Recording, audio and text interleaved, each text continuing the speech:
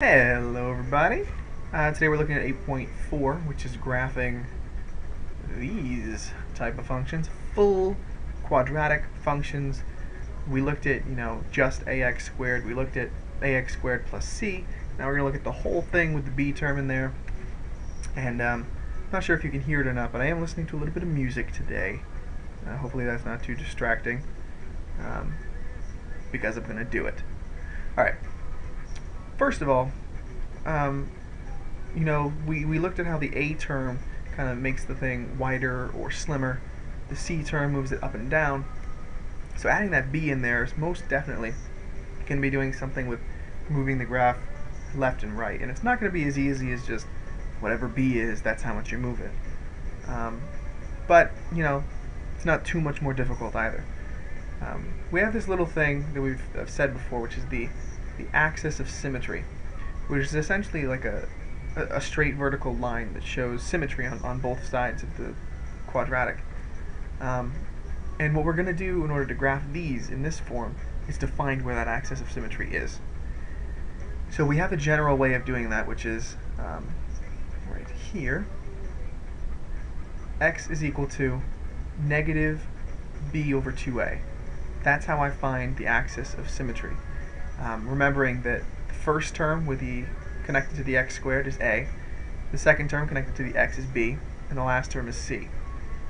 So if I want to find the axis of symmetry for this equation, right here, it's going to be negative b, in this case that's 8, over 2a, so 2 times a, which is 2, so that means it's going to be negative 8 over 4, which means it's going to be negative 2. Right? And x equals all of these things. So x equals negative 2 is what where my axis of symmetry is going to be. Now, if hopefully at this point you know that an entire coordinate point is made up of x and y. So me saying that x equals negative 2 really only tells me where the axis of symmetry is. It doesn't tell me what specific point my vertex is at. Right, remember that we'll have some sort of axis of symmetry and a vertex either with the parabola opening downward or the parabola opening upward. So as of right now, all I've done is figure out where this dotted line is. I don't know exactly where I'm placing my vertex on that dotted line. I don't know if I'm putting it up here, I don't know if I'm putting it down here, or it could be this first one I drew. So the next part is to say, okay, where's that exact point? And I do that by taking my x value and putting it into the equation. Right? So I'm going to say y equals 2x squared plus 8x minus 1. But I just found up there that x equals negative 2, where my vertex is. So I'm going to put a negative 2 in all these spots. Negative 2, negative 2. Negative 2 squared is 4. 4 times 2 is 8. 8 times negative 2 is negative 16. And I'll bring down the negative 1. Now it's just a matter of combining like terms. Cool. So now I know y equals negative 9. So x is negative 2. Y is negative 9. That is where my vertex lies. Why is that so important? Well, the vertex is the key piece of information to graphing a quadratic equation.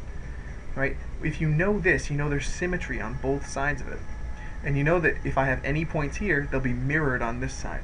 So the vertex is very, very, very important. It's one of the first things that we always want to find when we're graphing these things. Try number 2.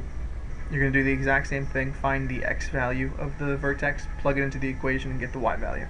We'll take a look at that next time you come in, and then we'll move on to example 2. Alright, hopefully you had no problem with 2. If you did, don't worry about it, because we have to kind of do that same thing in step 1 of example 2. So we are going to see it again if you need to see another example.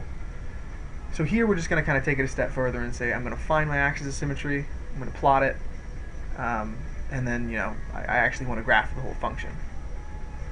So First step is going to be finding my vertex, which means I'm going to have to do negative b over 2a.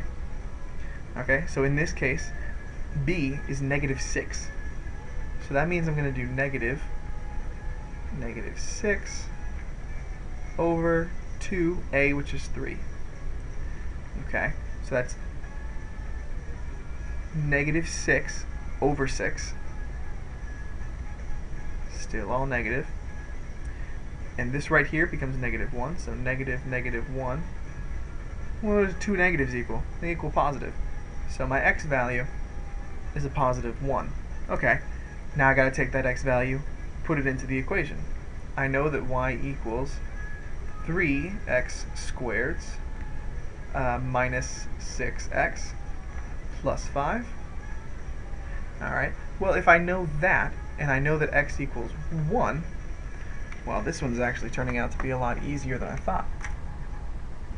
So this means that 3 times 1 is 3, negative 6 times 1 is negative 6, and plus 5 gets tacked on at the end.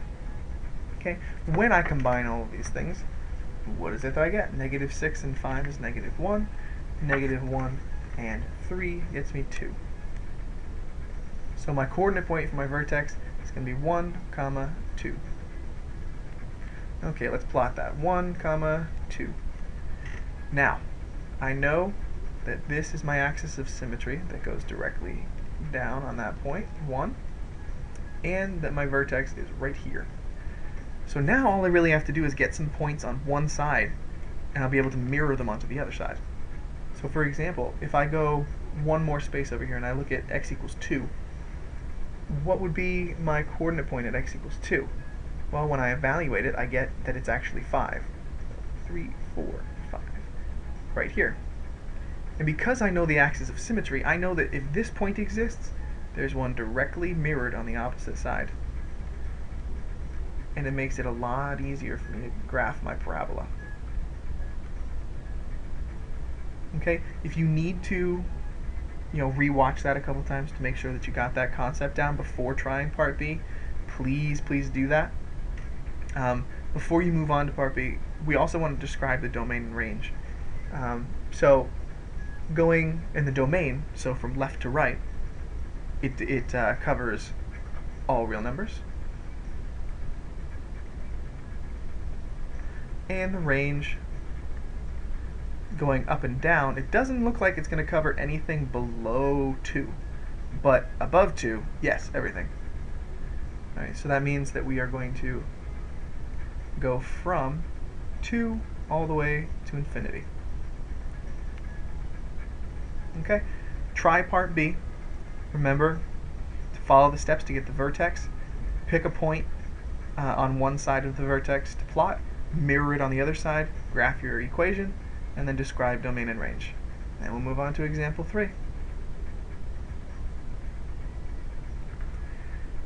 Alright, now example 3 is going to take it again just one step further and ask you to look at that vertex and give some information about it. Is it a maximum or is it a minimum? Okay, so that's the two different things that we can have with these quadratic equations. Either it travels up, turns around, and then goes back down, which leaves a maximum, or it's traveling down and then goes back up, leaving some sort of minimum value. And we can actually figure that out from the equation, whether it's going to have a maximum or a minimum. What this right here is telling us is this is our kind of our standard form for a quadratic, but if that a value is less than 0, so another way of saying that is if that a value is negative, it's going to be opening downward. If the a value is greater than 0, so if the a value is positive, we're opening upward, and we get a minimum. Okay, so if I look at part A, example 3, I have an a value here of negative 4. So obviously negative 4 means it's negative, but if we look and we try to interpret up here, if a is less than 0, so a is negative, that means it's opening downward and I have a maximum. So is the parabola pointing down or is the parabola pointing up? It's pointing down, and a is negative. Now we want to find the y value of the vertex. Well, in order to find the y value of the vertex, I have to know what the x value of the vertex is. So I need to do negative b over 2a